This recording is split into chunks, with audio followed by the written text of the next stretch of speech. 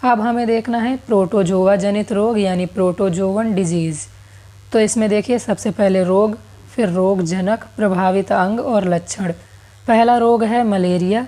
Malaria Plasmodium की वजह से होता है, यानी जिस प्रोटोजोआ की वजह से मलेरिया होता है उसका नाम है प्लाज्मोडियम। इससे प्रभावित अंग है प्लीहा और आरबीसी। मैंने आपको रक्त वाले चैप्टर में बताया था कि प्लीहा क्या होता है और आरबीसी क्या होती है। तो अगर अभी तक आपने रक्त वाले चैप्टर को नहीं देखा तो उस चैप्टर को भी आप देख सकते हैं। तो मलेरिया से प्रभावित अंग हैं प्लीहा और आरबीसी। इसके लक्षण हैं ठंड के साथ बुखार आना। इसमें दूसरी बीमारी है पायरिया। पायरिया दांतों की या मसूड़ों की बीमारी है। ये होती है एंट अमीबा जिंजीवेलिस नाम के प्रोटोजोआ के कारण। इससे प्रभावित अंग है मसूड़े। इसमें मसूड़े से खून आने लगता है। फिर तीसरी बीमारी है सोने की बीमारी। इस बीमारी को निद्रा रोग भी कहा जाता है और ये जिस प्रोटोजोआ की वजह से होती है इसे कहा जाता है ट्रिपैनोसोमा। इससे प्रभावित अंग है मस्तिष्क और इसमें रोगी को बहुत ज़्यादा नींद आती है और उसे बुखार आता है। फिर चौथी बीमारी है पेचिस। पेचिस एंट अमीबा हिस्टोलिटिका नाम के प्रोटोजोआ के कारण होती है। इसमें आंत प्रभावित अंग होता है। इसमें रोगी को श्लेष्मा और खून के साथ दस्त आते हैं। तो ये बातें आपको याद रखनी है। इसमें अंतिम रोग है कालाजार। ये जिस प्रोटोजोआ की वजह से होता है उसका नाम है लीशमैनिया डोनामानी और इससे प्रभावित अंग है अस्थि मज्जा। इसमें तेज़ बुखार रोगी को आता है। अब देखिए प्रोटोजोआ जनित रोग में कुछ रोग ऐसे हैं जिनके वाहक भी होते हैं, यानी वो बीमारियां होती तो प्रोटोजोआ की वजह से हैं लेकिन उनको फैलाने का काम कोई और करता है। तो जिसकी वजह से रोग होता है उसे रोगजनक कहा जाता है और जो रोग को फैलाने का काम करते हैं उसको रोगवाहक कहा जाता है। तो रोगजनक हमने देख लिए। मलेरिया का रोगजनक क्या था आप मुझे कमेंट करके बताइए। और मलेरिया का रोगवाहक मादा एनोफ्लीज मच्छर है। तो मलेरिया का जो रोगजनक था वो था प्लाज्मोडियम और इसका रोगवाहक जो है वो है मादा एनोफ्लीज मच्छर।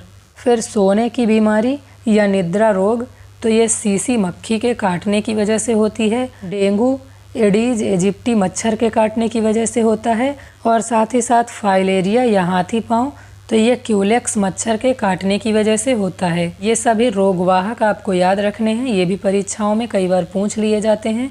आपसे पूछ लिया जाएगा कि डेंगू का रोगवाहक कौन है, तो आपको कंफ्यूज नहीं होना है। रोगजनक और रोगवाहक अलग अलग होते हैं। डेंगू का रोगवाहक है एडीज इजिप्टी मच्छर। अब देखिए कवक जनित रोग या फंगल डिजीजेस के बारे में हम देखेंगे। इसमें देखिए पहला रोग है दमा या अस्थमा। ये जिस कवक की वजह से होता है उसका नाम है एस्परजिलस फ्यूमिगेटस। फिर दूसरा रोग है गंजापन। ये टिनिया केपिटिस नाम के कवक की वजह से होता है। फिर दाद, ये ट्राइकोफाइटन नाम के कवक की वजह से होता है। एथलीट फुट, ये टिनिया पेडिस नाम के कवक की वजह से होता है। और खाज एकेरस स्केबीज नाम के कवक की वजह से होता है। इन सभी के कवक आपको याद रखने हैं। ये सभी बीमारियां भी आपको याद रखनी है। इसमें आपसे पूछा जा सकता है कि कवक जनित रोग कौन सा है, उसमें ये ऑप्शन दे दिए जाएंगे और कुछ अलग ऑप्शन दे दिए जाएंगे। या आपसे पूछ लिया जाएगा, इनमें से किसी पर्टिकुलर बीमारी का नाम दे दिया जाएगा आपको और आपसे पूछ लिया जाएगा कि बताइए ये किस कवक की वजह से होता है। जैसे मान लीजिए आपसे पूछ लिया गया कि दमा या अस्थमा किस कवक की वजह से होता है, तो आपको बताना होगा कि एस्परजिलस फ्यूमिगेटस कवक की वजह से दमा या अस्थमा रोग होता है।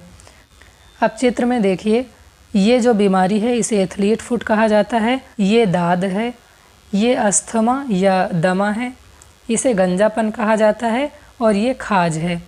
सामान्य जीवन में आपने ये सारी बीमारियां देखी होंगी, तो एक बार रिकॉल करने के लिए फिर से यहाँ पर चित्र में देख लीजिए, इससे आप ठीक तरीके से याद भी रख पाएंगे। अब हम देखेंगे आनुवांशिक रोगों के बारे में या जेनेटिक डिजीज़ के बारे में। तो आनुवांशिक रोगों में पहला रोग है वर्णांधता या कलर ब्लाइंडनेस। इस रोग से ग्रसित व्यक्ति सामान्य रूप से रंगों को नहीं देख पाता है। इसे कलर डिफिशियंसी भी कहा जाता है। इससे ग्रसित व्यक्ति कुछ निश्चित रंगों में अंतर नहीं कर पाता है और ये कलर हैं हरे और लाल और कभी कभी नीला। इन कलर्स को पहचानने में या इन कलर्स में विभेद करने में रोगी अक्षम होता है, यानी वह इन कलर्स को पहचान नहीं पाता है। और इस बीमारी को पहचानने के लिए कुछ इस प्रकार का टेस्ट किया जाता है। रोगी को इसमें देखकर ये बताने के लिए कहा जाता है कि इसके अंदर कौन सी संख्या लिखी हुई है या कौन सा लेटर लिखा हुआ है या कौन सा चित्र बना हुआ है। अगर कोई सामान्य व्यक्ति है तो वह आसानी से बता देगा कि इसके अंदर क्या लिखा हुआ है, और अगर कोई वर्णांधता से पीड़ित है या वर्णांधता से ग्रसित व्यक्ति है तो वो ये बताने में अक्षम होगा कि इसके अंदर कौन सी संख्या लिखी हुई है, क्योंकि उसको रेड और ग्रीन में फ़र्क नहीं पता चलता। और ये बीमारी मुख्यतः पुरुषों में प्रभावी होती है। अगला आनुवांशिक रोग है टर्नर सिंड्रोम। यह स्त्रियों में होता है। इस रोग से ग्रसित स्त्रियों में गुणसूत्रों की संख्या 45 हो जाती है। सामान्य व्यक्ति में गुणसूत्र 46 होते हैं। इस रोग से ग्रसित जो स्त्रियां होती हैं उनमें एक गुणसूत्र कम हो जाता है, और इसमें शरीर अल्प विकसित होता है, कद छोटा होता है और ब्रेस्ट चपटा हुआ होता है। जननांग प्रायः अविकसित होते हैं, जिससे उनमें बांझपन आ जाता है। तो टर्नर सिंड्रोम को एक तरह से बांझपन कहा जा सकता है, यानी जो स्त्रियां बांझ होती हैं, बच्चे पैदा करने में असमर्थ होती हैं, उनमें 45 गुणसूत्र होते हैं, एक यक्स गुणसूत्र कम होता है, और इस बीमारी को टर्नर सिंड्रोम कहा जाता है। ये एक आनुवांशिक बीमारी है, यानी माता पिता से बच्चों में ट्रांसफ़र होती जाती है। फिर अगली आनुवांशिक बीमारी है हीमोफीलिया। हीमोफीलिया से ग्रसित व्यक्ति को चोट लगने पर आधा घंटे से 24 घंटे तक खून बहता रहता है। अगर हीमोफीलिया से ग्रसित कोई व्यक्ति है तो जब उसे चोट लगती है तो आधे घंटे से लेकर 24 घंटे तक उसका खून निकलना बंद नहीं होता है, और इस स्थिति में अगर जल्दी से जल्दी उसे हॉस्पिटल में एडमिट नहीं करवाया गया या उसका इलाज नहीं करवाया गया तो उसकी मृत्यु तक हो सकती है।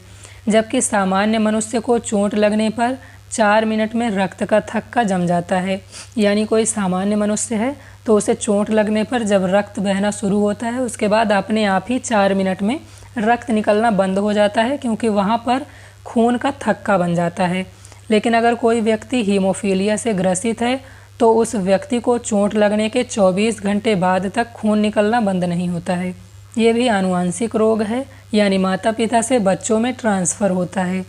यह रोग सबसे पहले ब्रिटेन की महारानी विक्टोरिया को हुआ था, और इसीलिए इस बीमारी को शाही बीमारी भी कहा जाता है।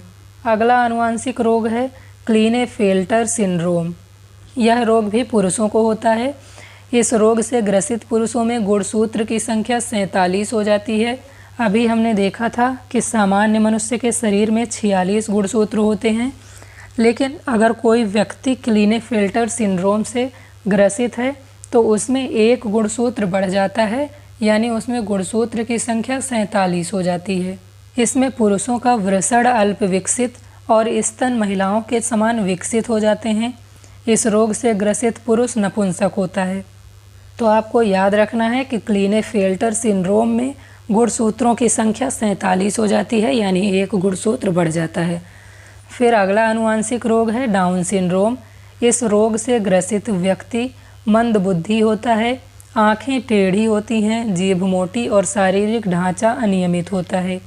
इसे मंगोलिज्म भी कहा जाता है, और इसमें 21वें गुणसूत्र की एक अतिरिक्त प्रति बन जाती है, यानी 21वां गुणसूत्र जो होता है वो अपनी एक कॉपी बना लेता है, जिसकी वजह से डाउन सिंड्रोम नाम की बीमारी हो जाती है। चित्र में देखिए डाउन सिंड्रोम से ग्रसित व्यक्ति कुछ इस तरह से दिखाई देता है। अगला आनुवांशिक रोग है पटाऊ सिंड्रोम। इस रोग से ग्रसित व्यक्ति का ऊपर का होंठ बीच से कट जाता है, जीभ में दरारें पड़ जाती हैं, रोगी नेत्र रोग से प्रभावित होता है और मंदबुद्धि होता है।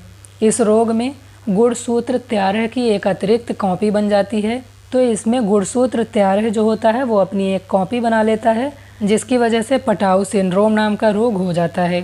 चित्र में देखिए पटाऊ सिंड्रोम से ग्रसित व्यक्ति कुछ इस तरह से दिखाई देता है। तो आपको ये याद रखना है कि पटाऊ सिंड्रोम में गुणसूत्र 13 अपनी एक अतिरिक्त कॉपी बना लेता है या अपनी एक अतिरिक्त प्रति बना लेता है, जबकि वहीं डाउन सिंड्रोम में गुणसूत्र 21 जो होता है वो एक अतिरिक्त प्रति अपनी बना लेता है। तो देखिए इस तरह से हमने सभी प्रकार के मानव रोगों को देख लिया। हमने पार्ट 1 में जीवाणु जनित रोग देखे थे, पार्ट 2 में हमने विषाणु जनित या वायरल डिजीज़ को देखा। उसके बाद हमने प्रोटोजोआ से संबंधित रोगों को देखा, कवक से संबंधित रोगों को देखा, आनुवांशिक रोग देखे और इस तरह से हमने पूरा मानव रोग तैयार कर लिया है। इसके नेक्स्ट पार्ट में हम इससे संबंधित जितने भी प्रश्न बन सकते हैं उन सभी को देखेंगे, यानी मानव रोग से संबंधित जितने भी प्रकार के प्रश्न बन सकते हैं उन सभी को हम नेक्स्ट वीडियो में देखेंगे। तो मिलते हैं नेक्स्ट वीडियो में।